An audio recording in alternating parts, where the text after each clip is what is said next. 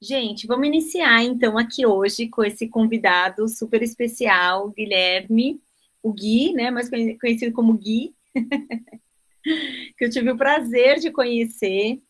Ele tem um projeto super bacana de educação financeira e, como eu estava adiantando aqui, a gente estava nesse bate-papo anterior aqui, falando um pouco sobre quanto é importante a gente olhar para essas demandas, né? Eu acho que está no momento de planejamento, pensar o ano de 2022, pensar em planejamento 2022, quais são os temas mais relevantes da educação nesse momento atual, o que, que a gente precisa trazer para a discussão, trazer para o nosso planejamento com os professores no início do ano, para o projeto pedagógico da escola, enfim, né? Eu acho que são temáticas relevantes que a gente precisa olhar.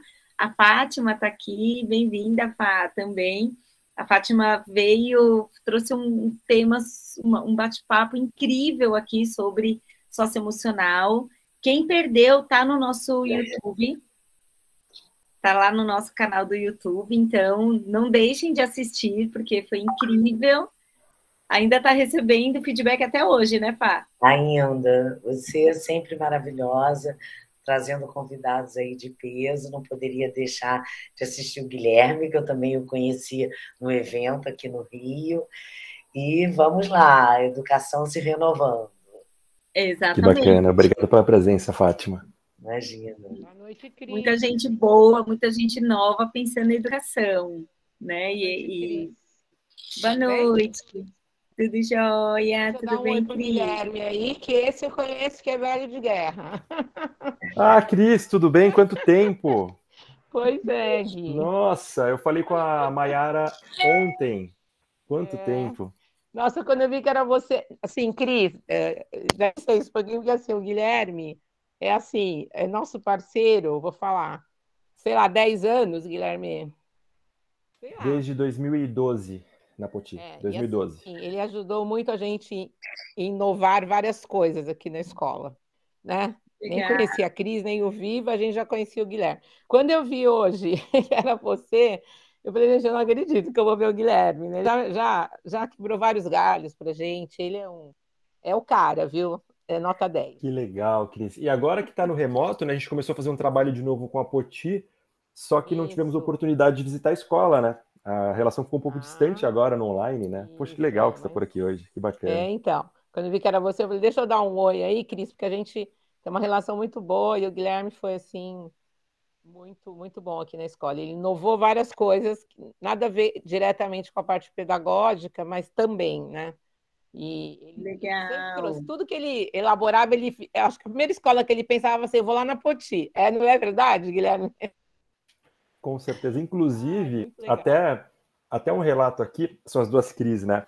Eu conversando com a Cristine da Viva, É. quando ela apresentou o projeto do que ela estava fazendo, eu falei, poxa, eu acho que eu tenho uma escola que a gente está trabalhando que tem tudo a ver com o que você está fazendo. E pensei na Poti, eu comentei, eu acho que eu vou apresentar você para o pessoal da Poti. Ela falou, Uhum. poxa, Poti, a gente tem uma parceria lá. Que legal, que bacana. Eu falei, não, o E Ti foi já tá mais ou aqui, menos ó. assim. E foi assim que a gente chegou na crise. A gente, ó, foi difícil, viu, Gui? Porque a gente pegou um ano de pandemia com todo o material novo, mas eu posso dizer assim, foi que esse ano a gente está fechando com chave de ouro. E aproveito para agradecer a Cris do que a gente já aprendeu, que hoje a gente ainda tem muito para aprender, né? Então, estamos aqui junto mas assim, queria elogiar o Guilherme e é uma parceria. Quem puder trabalhar junto, vale a pena. Que Que legal, Tá bacana, bom? obrigada, que Cris. legal. Que bom saber, Obrigada a né? Eu acho que é vocês. super importante. É, Esse depoimento valida aqui o nosso compromisso de trazer pessoas comprometidas, pessoas que realmente isso.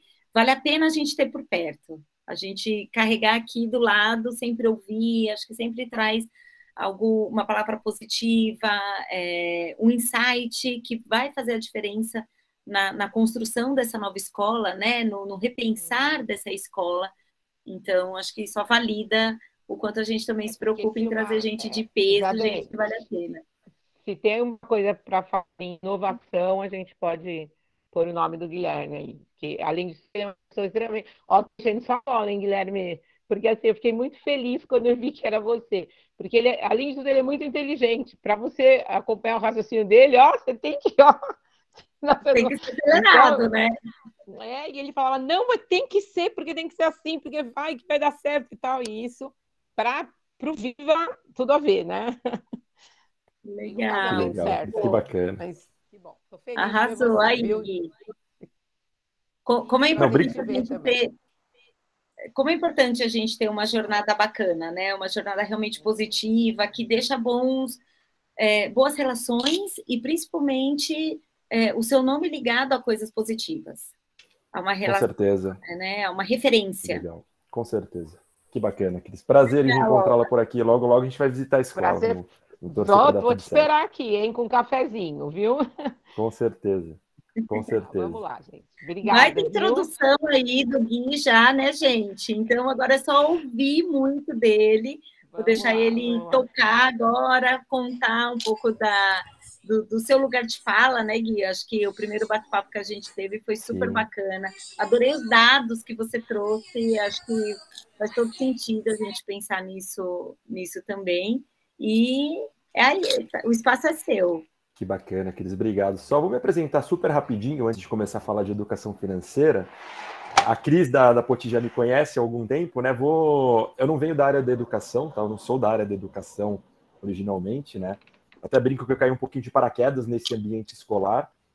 Lá atrás, em 2009, surgiu... Eu comecei uma empresa que a gente criou um meio de pagamento para criança. Tinha aquele caderninho da cantina, o fiado, né? Eu falei, poxa, por que ninguém resolve esse problema que as cantinas têm, que fica escrevendo caderninho todo ano e depois chega o final do ano, tem que cobrar os pais, tem prejuízo, aquela briga, pagou, não pagou, né? E comecei uma empresa lá atrás, em 2009, de meio de pagamento para criança. Essa empresa chamava-se MyMill. Só que sempre tive uma ideia de, poxa, como que eu consigo aliar esse projeto com a educação financeira? A gente tem um cenário extremamente triste, até um pouco catastrófico em relação à falta de educação financeira no Brasil, né? E tive sucesso nessa empresa, consegui fazer uma expansão bem grande, a gente atendeu diversas escolas, as maiores escolas do Brasil, e chegou num ponto ali, 2016 para 2017, um grupo querendo entrar nesse mercado escolar me fez uma oferta, eu vendi a empresa, só que um contrato um pouquinho ruim, porque eu tive que assinar um contrato de não competição nesse meio de startup, nesse meio de empresa, isso é muito comum, né? E eu até brinco, eu passava em frente a uma escola, eu até atravessava a rua para não ter nenhum problema com essa minha cláusula de não competição, né? E sempre com essa ideia de, poxa, como que eu consigo trabalhar a educação financeira na base? Eu sou economista de formação, né? Nesse período de não competição, eu fiz um trabalho com adultos em relação à educação financeira, sou planejador financeiro, né?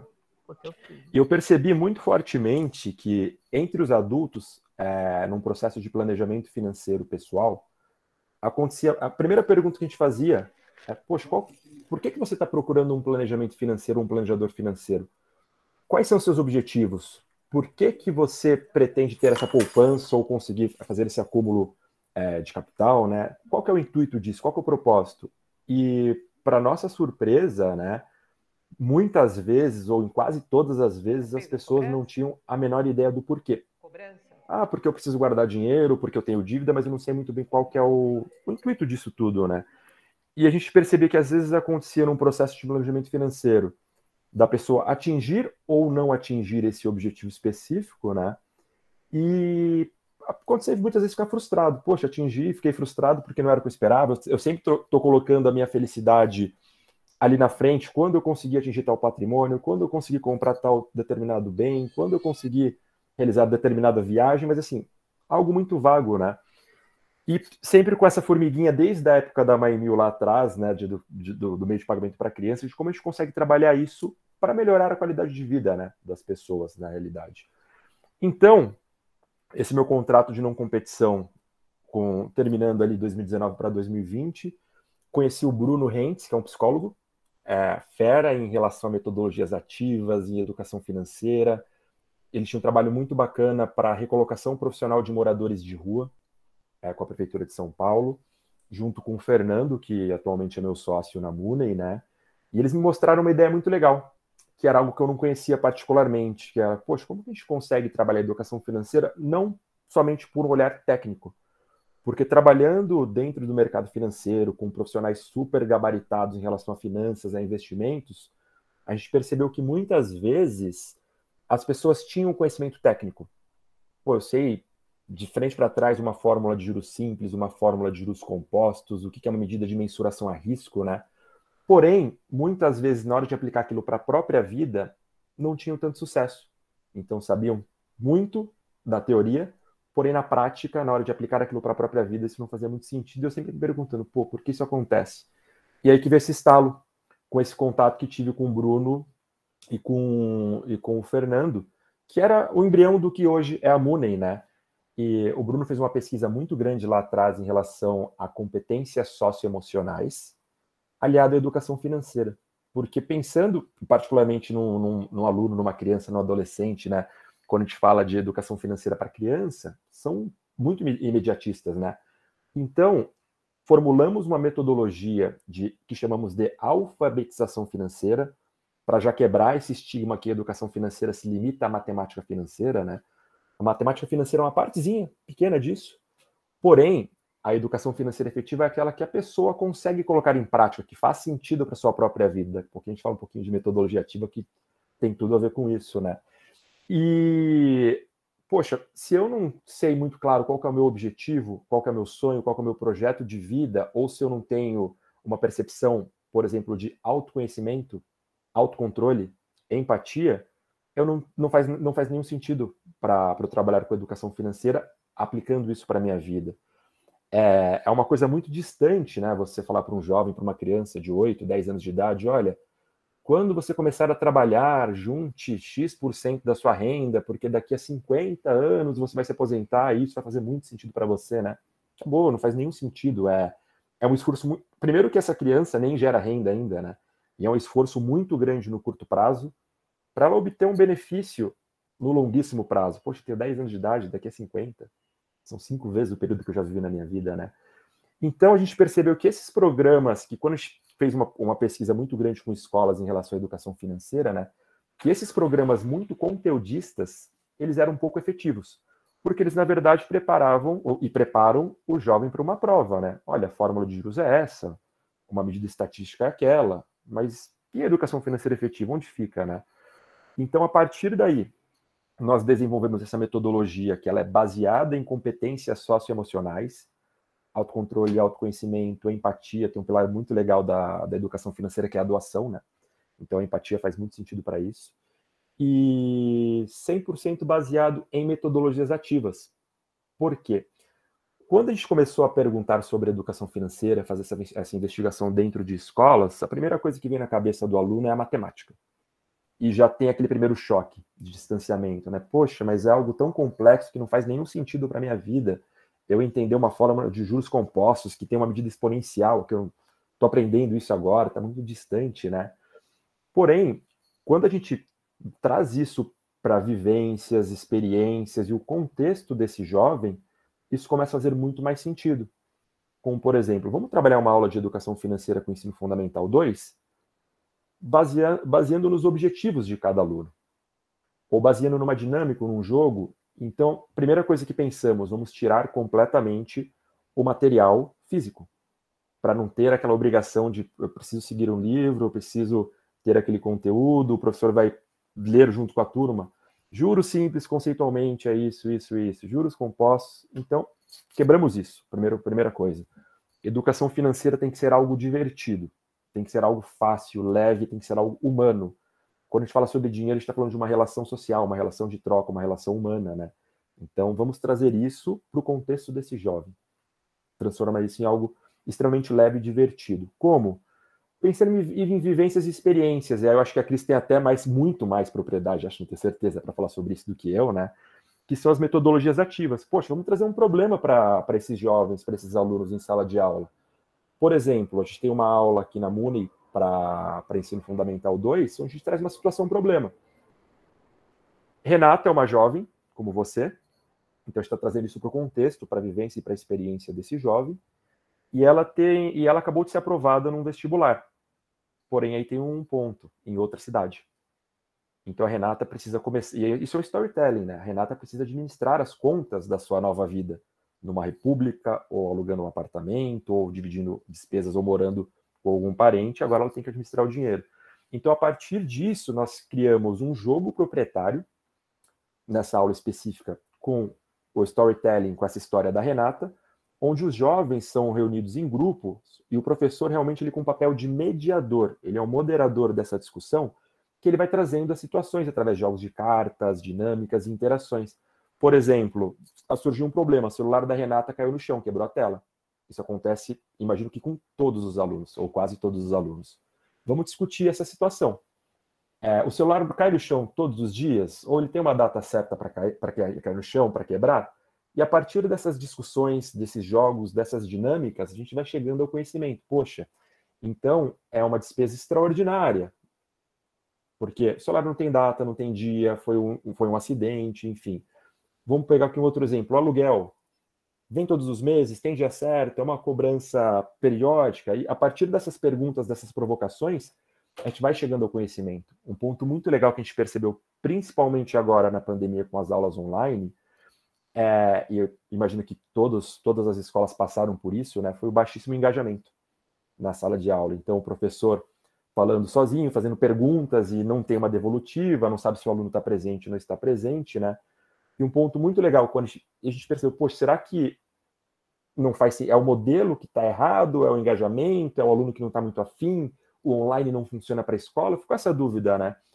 E a gente tem até um caso muito legal do Colégio Delta, aqui da Zona Norte de São Paulo, que eles estavam com um grande problema de engajamento.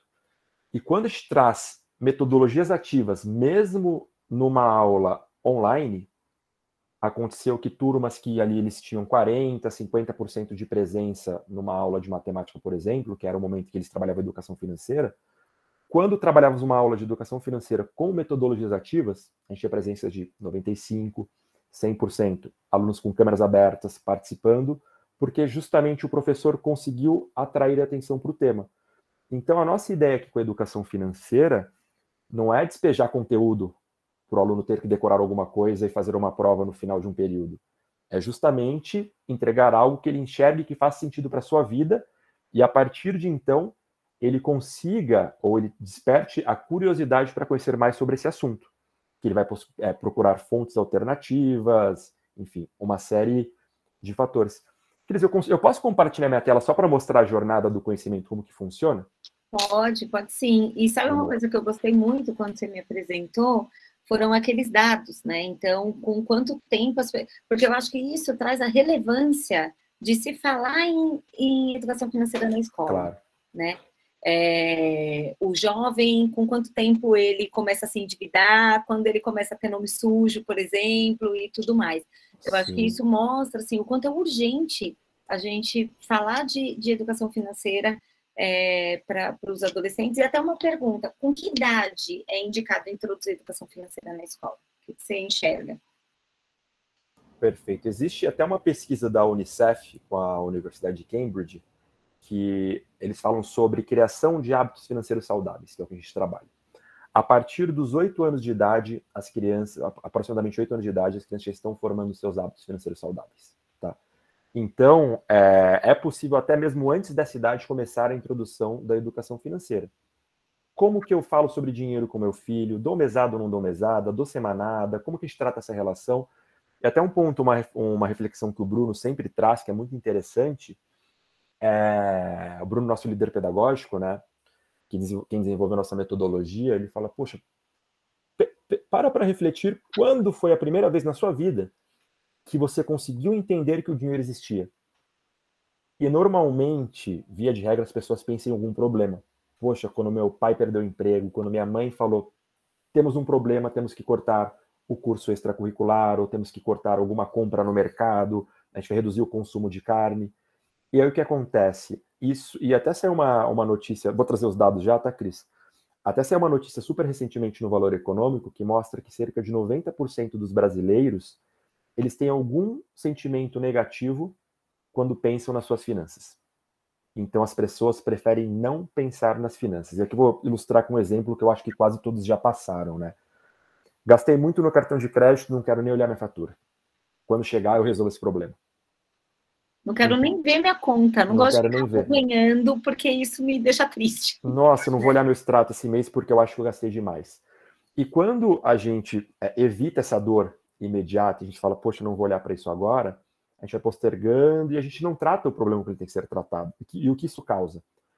Familiares não se falam sobre dinheiro dentro de casa, cônjuges não falam sobre dinheiro dentro de casa, maridos e mulheres não falam sobre dinheiro dentro do ambiente familiar, acaba existindo um tabu sobre o assunto. Existe até uma pesquisa, eu não acho essa pesquisa muito confiável porque são uma série de possibilidades, né? Mas a segunda maior causa de divórcio nos Estados Unidos é a infidelidade financeira. Algum cônjuge contraiu uma dívida, ou recebeu uma herança, ou escondeu algum patrimônio da outra parte, e quando isso veio à tona, causou um problema no casamento. Então, assim, tudo está relacionado ao dinheiro. E como as famílias não se falam sobre dinheiro entre si, acabam não falando com os filhos. Eu acho muito legal essa sacada que vocês tiveram de olhar para o dinheiro e para o socioemocional, né? Então, que foi um pouco do que a gente falou aquele dia, assim, poxa, tô estressada, vou pro shopping comprar um sapato. Exatamente. Né, gente? A mulherada aqui que sempre tá em peso. Então, o quanto a gente desconta tá totalmente ligada à compensação. Seja do doce, do brigadeiro. Ah, não, porque eu mereço um docinho hoje porque o dia foi puxado. Né? Ou então, não, tô deprimida e vou pro shopping gastar. E aí, e depois, em seguida, essa própria relação, né, da psicológica que você coloca, essa relação, poxa, agora me endividei mais ainda, vem o remorso. O remorso de ter contraído a dívida e o remorso de ter comido aquilo que você não deveria, porque você estava de dieta. Então. E a gente acaba entrando em várias armadilhas, como, por exemplo, o consumo compulsivo. Ou consumo impulsivo, né? Porque, poxa, agora eu fiquei triste porque eu fiz um consumo, eu me endividei, mas quando eu compro alguma coisa, eu me sinto um pouquinho... Me dá aquele bem-estar super rapidinho ali naquele momento e a coisa vai acontecendo, a gente não entende o porquê. Gente, é uma droga, né? Sim. Sim. É uma compulsão, de fato. Então, olha como é importante a gente olhar para isso. E a gente não se dá conta, muitas vezes, de que a gente também, nós adultos, caímos nessa armadilha, e como a gente está fomentando o pensamento crítico nos alunos, para que eles não caiam nesse lugar que a gente cai tantas vezes. Né? Sim, e justamente por isso, Cris, que a gente começou pelo... A nossa metodologia, a gente começa a nossa metodologia 100% no socioemocional, sempre com contexto financeiro, mas assim, a gente não vai trabalhar competências técnicas no primeiro momento com os alunos na escola. Justamente por conta disso que você falou. E aqui é um exemplo muito claro, né? Quando a gente fala sobre, por exemplo, alimentação, eu acho que todos os indivíduos adultos sabem, se eu tenho uma alimentação balanceada, se eu tenho uma prática regular de atividade física, teoricamente eu sou mais saudável. Qual que é o problema? Como que eu consigo colocar isso em prática para a minha vida?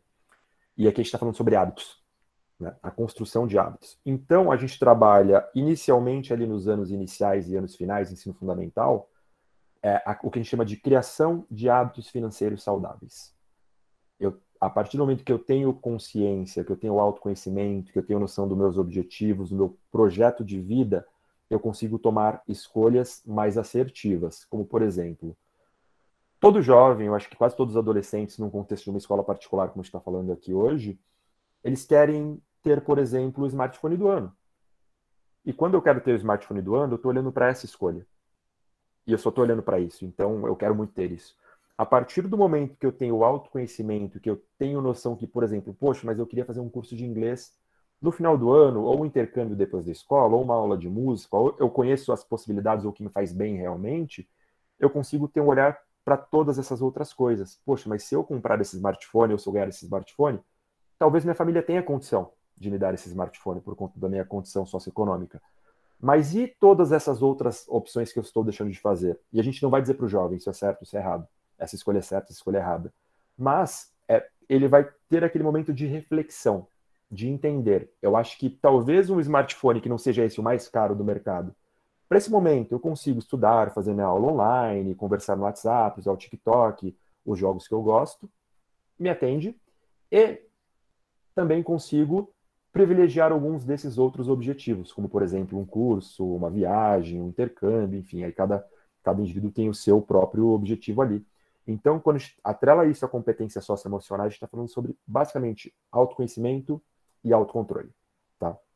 Só para mostrar os dados que você me pediu, Cris, aqui, São alguns recortes de manchetes de jornais entre 2020 e 2021, tá? Alguns já até pioraram de quando a gente colocou isso aqui para hoje. Quando a gente fala de endividamento, hoje cerca de 70% das famílias brasileiras estão endividadas, tá? Isso já vinha numa crescente há alguns anos, a pandemia evidenciou esse problema, e aí que as pessoas colocaram o olhar para isso, né? Porque enquanto eu estou me endividando e tenho uma geração de renda, poxa, eu parcelo um cartão de crédito num juros abusivo, mas eu dou um jeito, cabe no meu orçamento do mês. Eu pego um empréstimo aqui no cheque especial, eu atraso uma conta, mês que vem eu acerto ela, vou dando o meu jeito, né?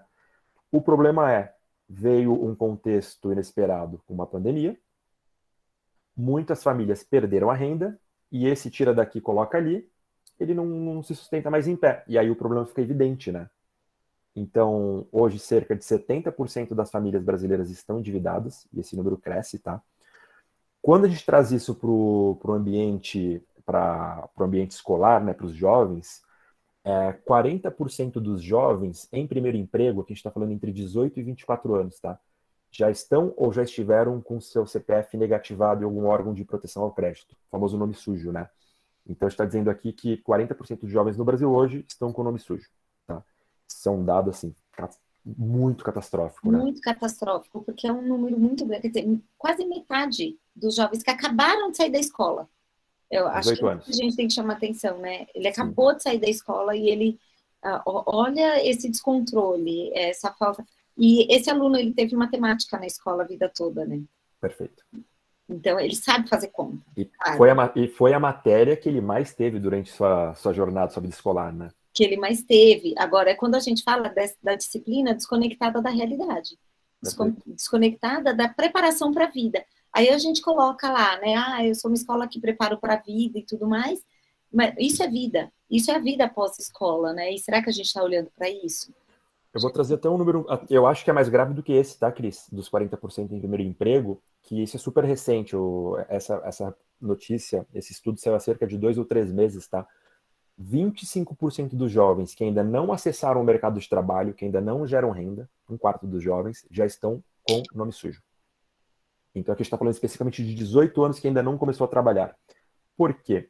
O que acontece agora com essa popularização da internet, dos meios digitais, né?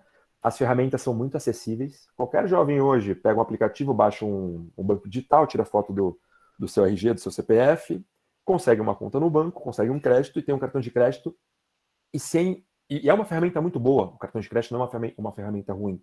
Ela se torna ruim quando você não sabe como utilizá-la.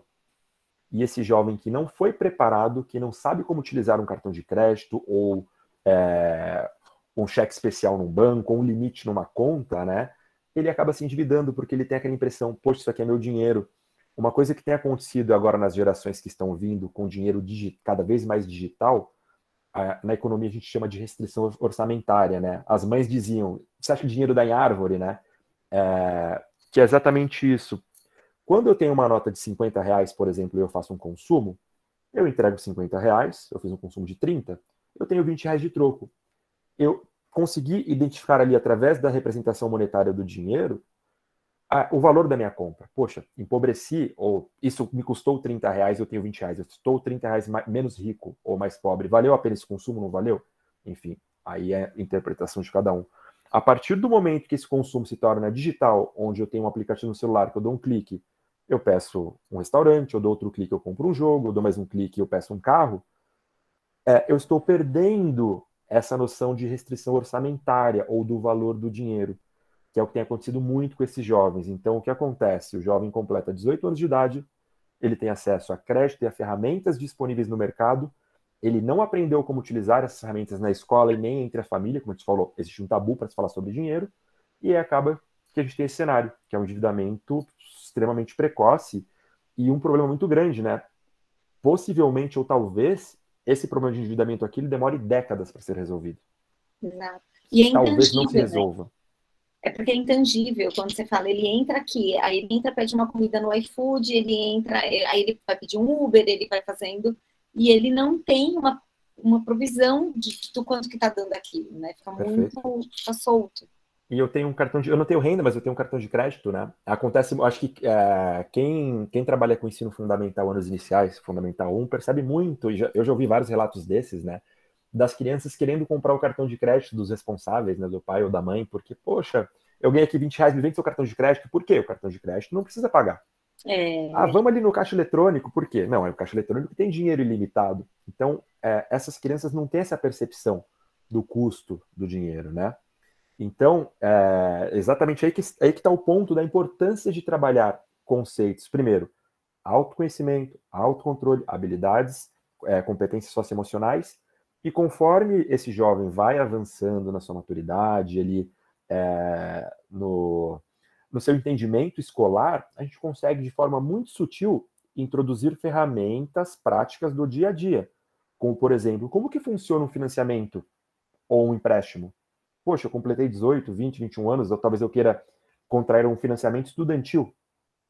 Como que eu vou pagar isso? Como vai funcionar isso? Ou como funciona um financiamento de um automóvel ou de um apartamento, de um imóvel? Muito provavelmente quase a totalidade dos jovens não tem esse conhecimento, né? Então, e aí voltando para metodologias ativas, a partir de jogos proprietários, de dinâmicas, de interações, trazemos contextos reais, situações, problemas, para trabalhar isso com esses jovens. Então, ele vai simular, ele vai testar, ele vai aprender, ele vai entender que a Renata, quando ela tomou determinado caminho ali na aula sobre da república dela, ela ficou endividada, ela se deu mal, poxa, então talvez aqui não seja o caminho, para que quando ele chegue na idade adulta, quando ele complete ali o momento que ele tem acesso a ferramentas, e os bancos cada vez mais cedo estão abordando esses jovens, né? Começava na universidade, agora está chegando até antes da universidade, ao completar 18 anos de idade, talvez até um pouquinho antes, né? Eles começam a. Eles consigam ter essa percepção. Poxa, se eu ganho X, eu não posso gastar mais do que X. É muito importante eu entender que eu gostaria de ter tal objetivo aqui daqui a 3 anos, daqui a 5, daqui a 10, então eu também preciso fazer uma poupança. Eu não posso consumir 100% da minha renda nesse momento. E, consequentemente, a partir do momento que ele entende a importância do planejamento, da organização e de como utilizar esses mecanismos disponíveis no mercado, no mundo real, né? A gente está conseguindo trabalhar a educação financeira de forma efetiva. Tá? Teve uma pergunta aqui da Marilene, né? Isso. Como pode desenvolver a educação financeira no ensino médio? Vou passar aqui no slide, tá? Só um ponto antes de responder a Marilene, aqui um ponto legal para os diretores, para o pessoal que está mais olhando para matrículas e rematrículas nesse momento, né? Poxa, como eu consigo trazer novidades para minha escola? Como que eu consigo inovar? Como que eu consigo trazer algo que realmente faz sentido para a comunidade escolar, né? Agora, em maio, nós fizemos uma pesquisa com 156 famílias e de escolas que não têm educação financeira na matriz curricular, tá? Escolas que não trabalham educação financeira. E nós fizemos a seguinte pergunta: dessas competências listadas ou dessas disciplinas listadas, escolha as 2 que você gostaria que fizesse parte da grade da escola do seu filho. E para nós, eu imaginei que a educação financeira ficaria bem colocado, mas, poxa, o socioemocional já está sendo falado há mais tempo, o empreendedorismo já está sendo muito falado também. Imaginei que ficaria ali entre segundo e terceiro colocado. E, para nossa surpresa, 61% dos familiares responderam que gostariam que fosse trabalhar a educação financeira na grade curricular. Então, aqui é um ponto super legal. Faz muito sentido ter um trabalho de educação financeira. Para quem, muito além de tudo isso que a gente está falando em relação à formação integral do aluno, também queira ter um atrativo quando a gente está falando de matrículas, rematrículas e novidades, né? De encantamento dos pais e dos alunos, tá? E aqui um ponto interessante, que a gente entende que a educação financeira é uma demanda latente. O que significa isso? Quando a gente faz uma pergunta aberta, o que você gostaria que tivesse na escola do seu filho? Dificilmente aparece a educação financeira, porque os pais não foram educados financeiramente, eles não lembram, eles não entendem a importância do tema. Quando a gente faz um teste e coloca uma lista, incluindo a educação financeira no meio disso, embaralhado, eles percebem, poxa, porque eles percebem os erros que eles cometeram ao longo da vida. Se eu não tivesse contraído aquela dívida, se eu não tivesse feito aquele movimento, se eu não tivesse comprado aquele item, se eu tivesse controlado melhor as despesas, eu não teria esses problemas. Então isso fica muito nítido, muito claro, tá? Isso aqui é um ponto legal.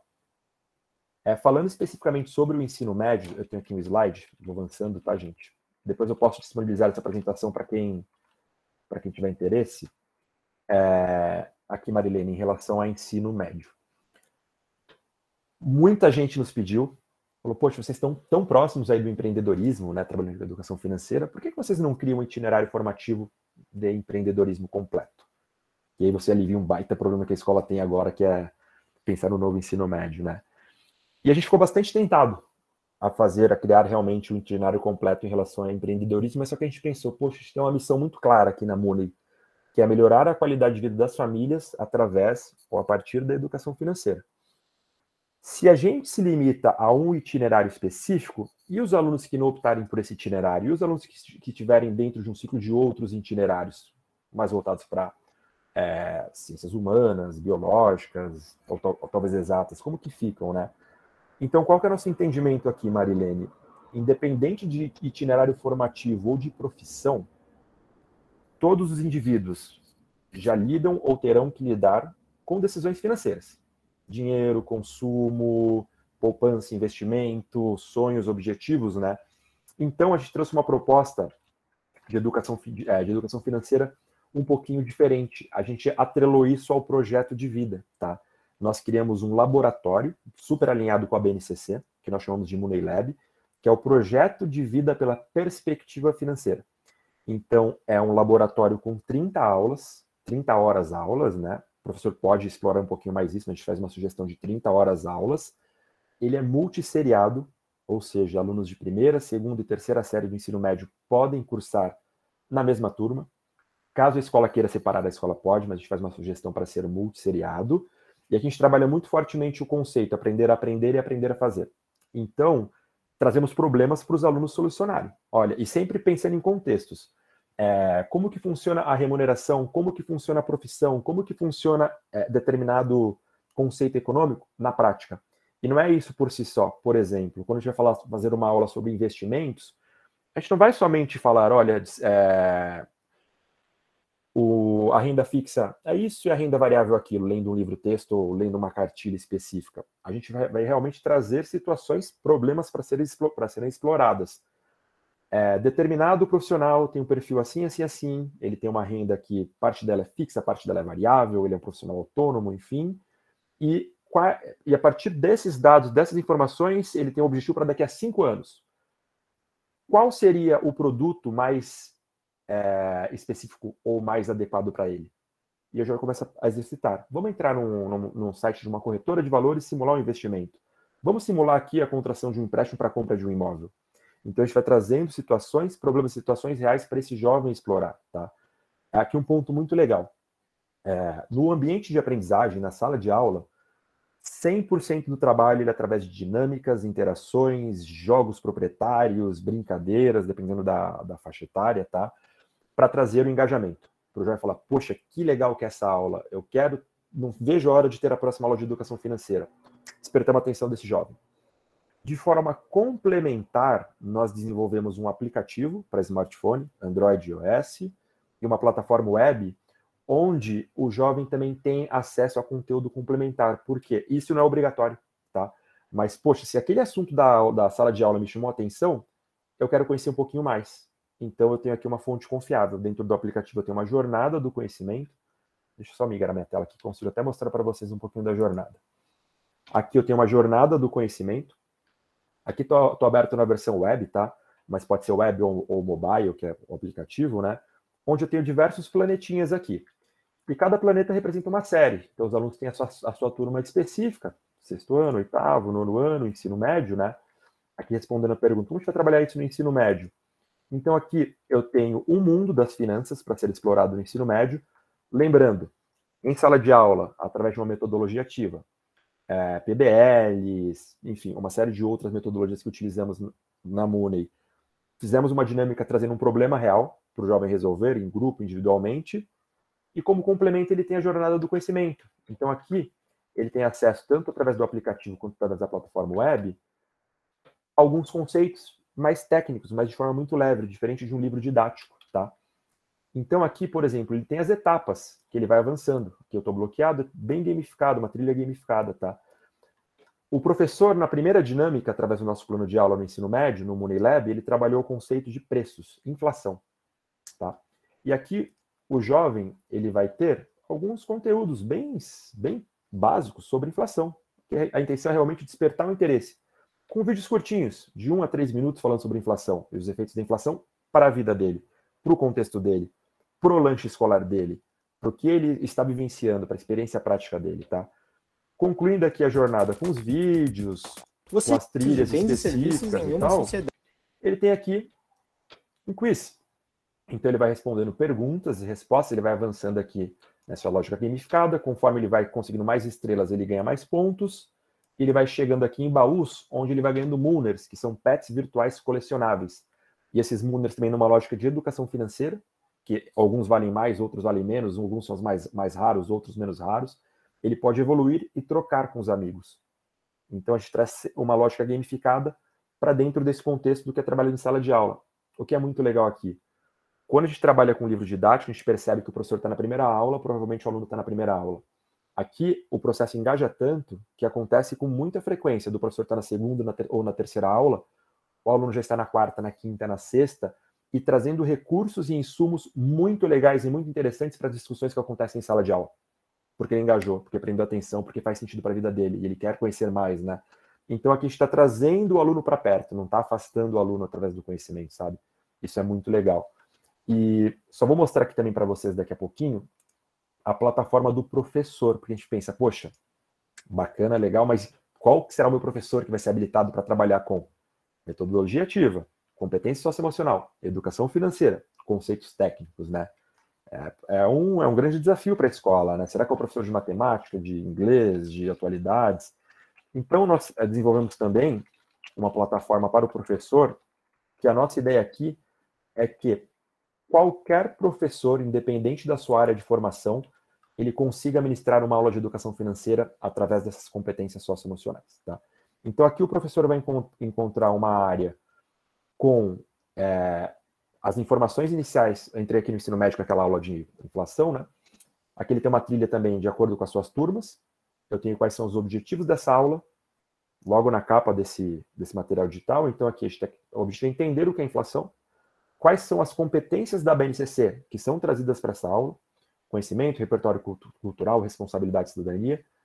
Quais são os conceitos que eu, professor, preciso conhecer para ministrar essa aula? Inflação. Poxa, não sei o que é inflação. Então, aqui eu tenho um conteúdo em texto e em vídeo para todas as dinâmicas falando sobre isso. Como que é o passo a passo dessa dinâmica? Olha a introdução. Vamos trazer uma conversa, uma reflexão sobre uma experiência de compra desse aluno. Poxa, aqui a gente traz também uma atividade. Jogo de cartas comprar no mercado. Então, aqui o professor já tem o material de apoio para o jogo de cartas, para ele conseguir ministrar essa aula. Os preços, enfim. E aqui a gente vai trazer o mercado em 2000, o mercado em 2007, o mercado em 2021, e vamos discutindo esses pontos com os alunos em sala de aula. Por isso faz muito sentido, sempre através de uma lógica aqui, de uma metodologia de um jogo proprietário. Tá? Poxa, não estou muito seguro aqui, eu quero um passo a passo da condução dessa aula. Então aqui o professor também encontra em vídeo e em texto o passo a passo da condução dessa aula. Ele começa com uma introdução, ele vai fazer o jogo, a dinâmica, vai separar os grupos, ponto super legal. Essa aula vai ser online? Vai ser presencial? Vai ser híbrida, com alunos no online e no presencial? Então aqui a gente dá sugestões desse contexto. E aqui só para mostrar um item super legal dessa aula específica de inflação, quando a gente fala em educação financeira, a primeira coisa que vem em mente é professor de matemática, né? A gente pode trabalhar educação financeira em qualquer disciplina, é um tema transversal. Aqui a gente tem algumas fotos para trazer algumas reflexões de um cenário da Alemanha, que passou por um período de hiperinflação ali logo após a Primeira Guerra Mundial, onde pode ser trabalhado, por exemplo, numa aula de história. Então aqui a gente tem uma foto de crianças brincando com dinheiro, porque o dinheiro não tem valor nenhum após um período de um processo hiperinflacionário. Aqui, essa foto super impactante, uma mulher usando dinheiro como combustível para acender uma lareira na casa dela. É mais barato você acender o fogo com dinheiro do que comprando lenha. Então aqui só para dar o contexto que a gente consegue trabalhar o tema de uma forma muito divertida, isso chama muita atenção do jovem, sem necessariamente precisar daquele método tradicional. Uma apostila, um livro e um caderno. Então aqui a gente trabalha conceitos de matemática, conceitos de filosofia, valor, preço, conceitos de história, dentro de uma macrodisciplina que é a educação financeira. Então a gente consegue trabalhar isso de uma forma muito versátil e realmente transversal. Tá? Deu uma volta grande, tá, Marilene? Mas espero ter respondido como a gente consegue trabalhar isso para alunos de ensino médio, tá? Ficou claro? Muito legal. Eu acho que é exatamente isso, né? Como que eu consigo traduzir o complexo e esse conceito distante em algo fácil, compreensível, que faz sentido para o aluno. Quando a gente começa a falar de unidade monetária lá nos anos iniciais do fundamental, né? E ali muitos alunos já têm contato, já têm um bom repertório sobre o que é o dinheiro, o quanto vale, o que representa e tudo mais. Porque, como você falou, assim, são vários cenários, né? A gente tem vários formatos aí de família e tudo mais, no geral, muito pouco abordado, eu vejo isso também. Isso não é assunto de criança, não é isso, gente.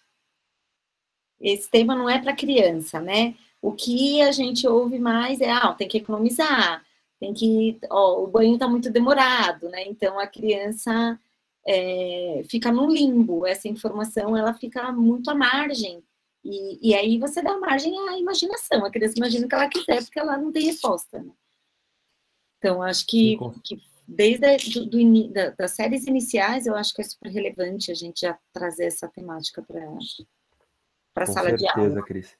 E a gente pensando nisso, né, fala, poxa, como a gente consegue engajar crianças, né, ensino fundamental 1 anos iniciais em relação à educação financeira, como a gente consegue abordar o tema? Poxa, não é assunto para criança, mas a criança já tem a noção de eu vou consumir alguma coisa na cantina da escola e eu tenho um troco. Por que eu tenho um troco? Como que funciona? Por que essa nota vale mais do que aquela? Por que a gente percebe... Eu trabalhei bastante tempo fornecendo, como a Cris comentou, né, fornecendo um produto, um serviço para a cantina, a gente percebia muito a criança falando, poxa, tem uma moedinha, dá para comprar o que com isso, né? Então isso já é uma introdução, a gente já está falando sobre educação financeira, porque a criança já está sendo inserida num contexto de troca. E quando a gente fala sobre dinheiro, a gente está falando de uma representação para uma troca, né? Só que isso é lúdico, né? Porque é um dinheiro, uma moeda fiduciária que ela está transferindo na troca. Então a gente também traz uma proposta super legal para anos iniciais. Posso mostrar a tela, Cris? Pode sim. Isso aqui, gente, eu espero que tá gravando a tela, né? A Mari, que é a nossa gerente de produtos, ela fica muito brava comigo, que eu adoro dar spoiler. E a gente não lançou esse produto ainda, a gente vai lançar isso na semana que vem. Mas só para mostrar como a gente consegue fazer diferente, tá? Como a gente consegue trabalhar, por exemplo, anos iniciais. Aqui, a gente, para ensino fundamental 1 para anos iniciais, a gente criou um material híbrido, tá? Por quê? A nossa jornada do conhecimento está dentro do aplicativo. Porém, anos iniciais, o aluno, o jovem, a criança já utiliza aplicativo, mas não tem o seu próprio smartphone. Então, o que a gente fez aqui? Da mesma forma, metodologias ativas, trazemos dinâmicas e jogos proprietários para trabalhar o tema dentro da sala de aula. Deixa eu aqui só abrir os macrotemas antes. Então, primeiro ano do ensino fundamental, a gente fala sobre descobrindo dinheiro. Então, ali é uma apresentação das responsabilidades para o aluno que podem envolver o trabalho, principalmente o dinheiro. Segundo ano do ensino fundamental, a gente fala sobre compras, relação de trocas. Terceiro ano já começa a falar um pouquinho sobre futuro, porque quando a gente fala de investimento, existe essa questão temporal muito forte, que a gente vai desenvolvendo isso ao longo da vida. Se eu estou investindo, eu estou deixando de consumir algo hoje para fazer um consumo amanhã. Então é muito importante desenvolver dentro de uma proposta de educação financeira essa questão temporal. E por isso que a gente fala, não se limita à matemática. Talvez isso seja mais filosófico do que matemático, né? Por isso que é algo transversal.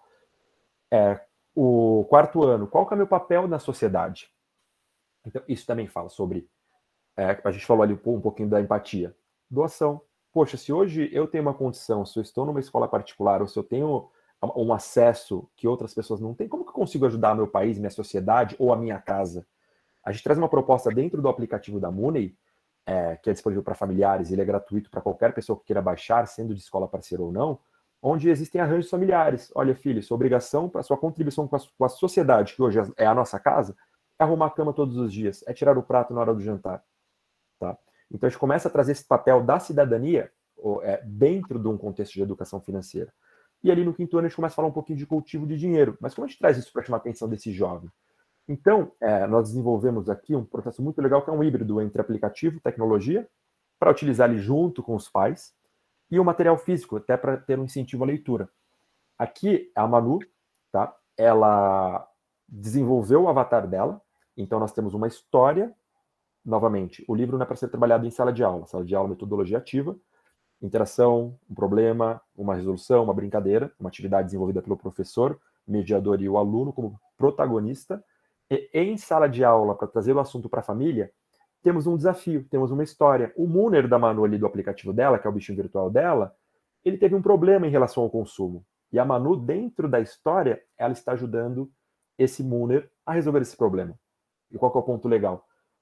O avatar da Manu está impresso na capa do livro. O nome da Manu está na capa do livro e ela criou o avatar dela. Em todas as páginas, a Manu está fazendo parte dessa construção.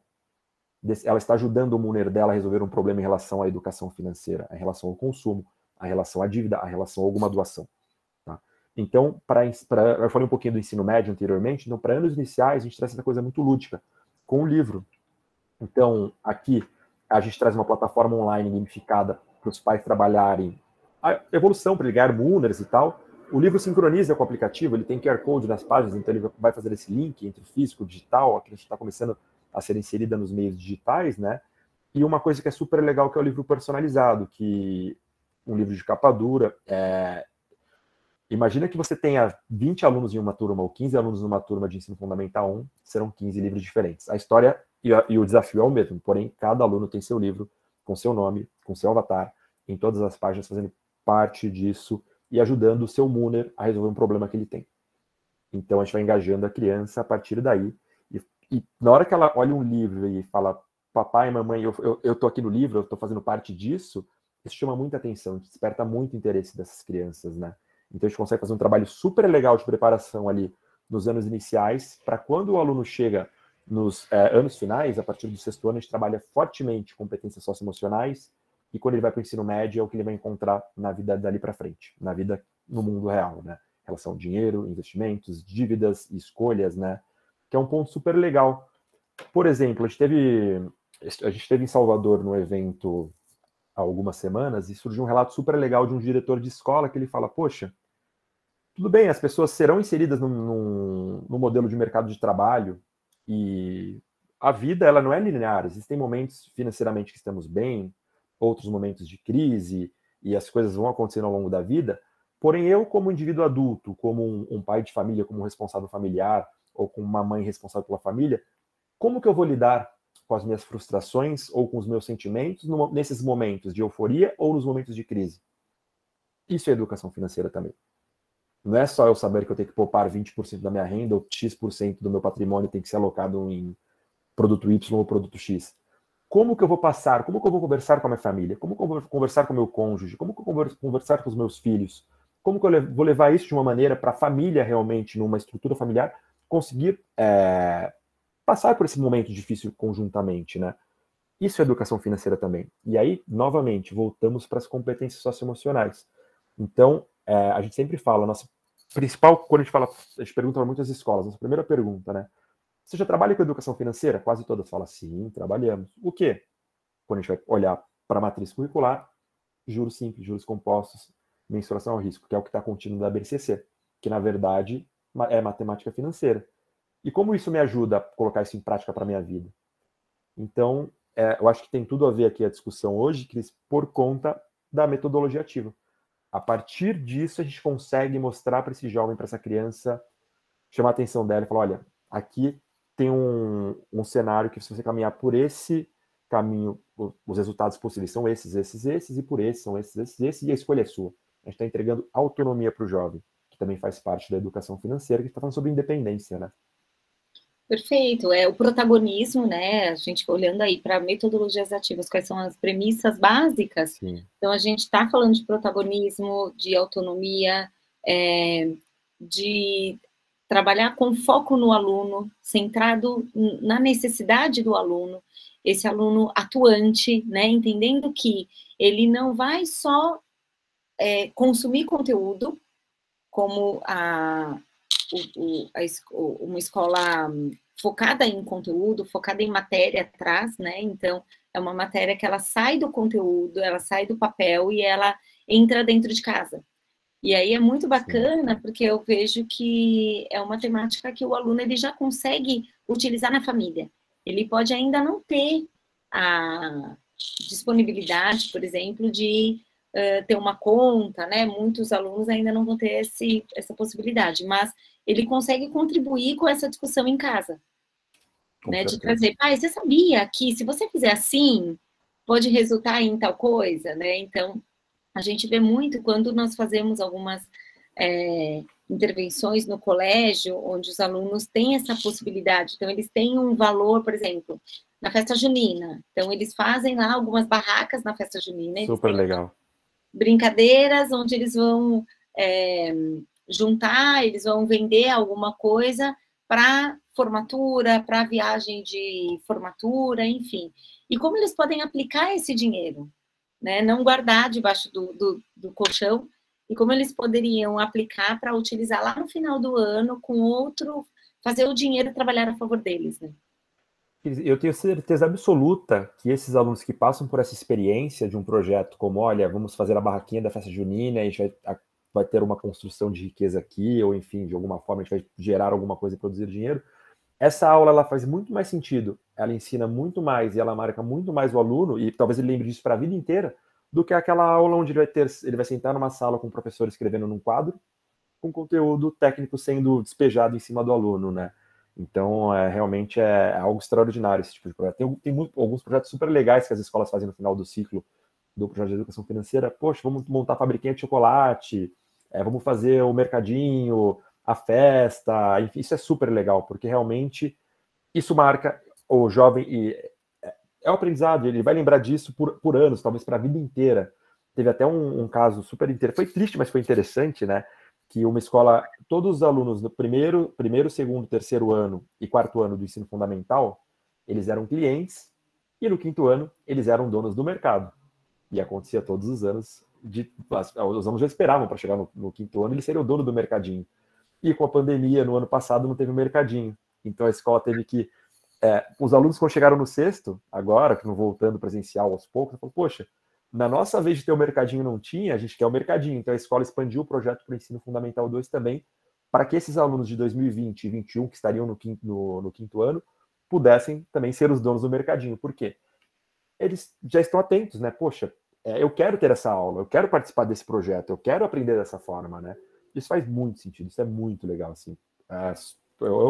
Eu não sou da área da educação, eu até brinco, eu falo aqui de orelhada, né? Porque eu converso com muita escola todos os dias. Nós temos uma equipe pedagógica muito robusta, né? Com professores de matemática, psicólogos, pedagogos, né? Mas eu fico ali com a anteninha, olhando o que eles estão falando e falo, poxa, intuitivamente, né? Logicamente, isso faz muito sentido para mim. Eu não sei tecnicamente como que funciona, mas assim, intuitivamente está fazendo muito sentido.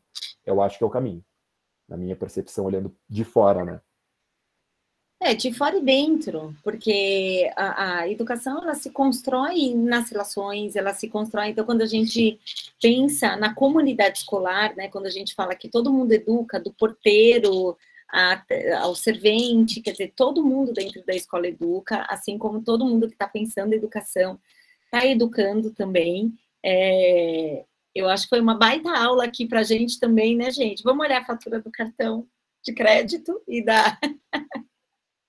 e nosso extrato bancário, mulherada, vamos lá, né? Aos homens aqui também.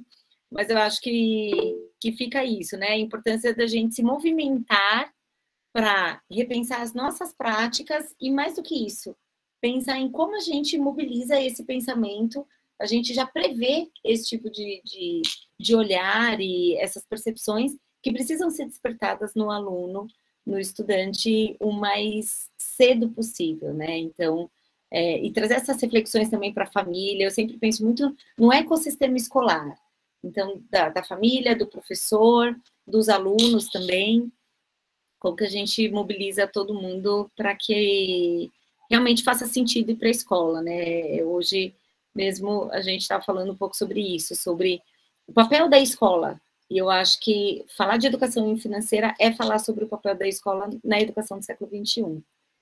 Com certeza. Assim, só um ponto, Cris, a gente também não tem muita culpa em relação a essa falta de educação financeira, até para um contexto que a gente trabalha dentro da nossa metodologia, quase todos aqui, eu imagino que passaram pelo período de hiperinflação na década de 80, década de 90. A coisa mais inteligente que você tem que fazer com dinheiro na época de inflação é se livrar dele logo. Porque se eu não faço minha compra hoje, amanhã meu dinheiro vale muito menos. É aquela remarcação do preço no mercado, né? Então, até isso explica um pouquinho esse contexto. Até tem um exemplo legal. Compra do mês. Estamos estocando comida em casa. Isso acontece em países que passaram por guerra, por catástrofe natural. Poxa, vai vir um furacão, eu preciso guardar comida porque eu não sei o que vai acontecer. Ou por países que passaram por um processo hiperinflacionário, como é o caso do Brasil, na década de 80 e década de 90, né? Então, fomos ensinados e vimos o mercado todos os dias remarcando preços ali na televisão e preço sobe e vai. Eu preciso me livrar logo do dinheiro. Se eu segurar o dinheiro, eu perdi dinheiro. Só que o contexto macroeconômico do país mudou. As crianças veem a gente fazendo isso e vão replicar esse exemplo. Poxa, tem famílias que fazem compra ou quase todas as famílias ainda fazem compra do mês. E num sentido econômico isso não faz muito sentido, né? Porém, por quê? E as coisas vão no piloto automático. Essa é a importância de trazer cada vez mais cedo a criação de hábitos financeiros saudáveis e do questionamento. Por que eu estou fazendo essa decisão? Por que eu estou comprando aqui de uma vez só 10 quilos de arroz se eu consumo 100 gramas por dia? Isso tudo é educação financeira, né, Cris? Então isso acho que faz muito sentido trazer lá para a base realmente. E que reflete no comportamento, no seu comportamento familiar diário, né? Então, adorei. Acho que tudo super pertinente, super importante. O Fê está colocando aqui que sábado a gente vai ter o nosso congresso presencial no colégio. Eu vou abrir o colégio aí para receber as escolas de São Paulo, especialmente, mas quem for de fora e estiver em São Paulo ou quiser vir para São Paulo, vai estar chovendo, provavelmente o tempo não vai estar muito legal aqui, né, na Terra da Garoa, mas serão todos super bem acolhidos e eu acho que vai ser uma experiência muito bacana para a gente falar novamente de inovação, de metodologias ativas, né? A Marilene está perguntando como faço para conhecer a proposta de vocês. A gente pode passar o contato de vocês lá para Marilene, se você quiser colocar aqui seu WhatsApp também, pode ficar à vontade. Deixa meu WhatsApp, tá, gente? Fique à vontade para chamar, para a gente bater papo, trocar ideia. Cris, último ponto super rapidinho, prometo, a gente já está estourado no tempo, né? O Banco Central do Brasil ele fez um concurso para eleger as iniciativas mais importantes ou mais impactantes de educação financeira no país. Foram centenas de inscritos, tá? E aqui a gente está falando de bancos, fintechs, uma série de iniciativas. E eles premiaram as 5 principais iniciativas de educação financeira do Brasil. E a Muni foi uma delas, tá? E a partir de então, nós firmamos um compromisso público de levar a educação financeira para os jovens no Brasil, independente se a escola pode pagar ou não pode pagar, tá? Então, aqui um ponto legal. A escola que quer ter educação financeira, porém, poxa, já fechei orçamento, não cabe esse ano, está apertado, teve um ano super difícil para as escolas, inadimplência, pandemia. Temos um projeto, ele é menor, ele não é tão robusto, ele não é tão completo, né, mas ele é super legal, que ele é gratuito para qualquer escola que queira, tá? Arrasou, adorei, parabéns pela iniciativa. Eu acho que aí a Marilene já queremos. Gente, vamos conversar. Vamos ficar aí, o contato do Gui, não perca tempo, amanhã, logo cedo, já faz o contato que vale a pena. Gente, obrigada pela presença, pelo tempo e olhar de vocês para isso, né? Eu acho que o tema, quando a gente manda o convite, é sempre assim, poxa, será que vai ser um tema pertinente, vai ser interessante ou não? Mas que bom que tanta gente esteve aqui com a gente, então, essa noite. Semana que vem, último Viva Conecta do ano, então não perca, que vai ser incrível também, uma pessoa super especial, que é a Andresa.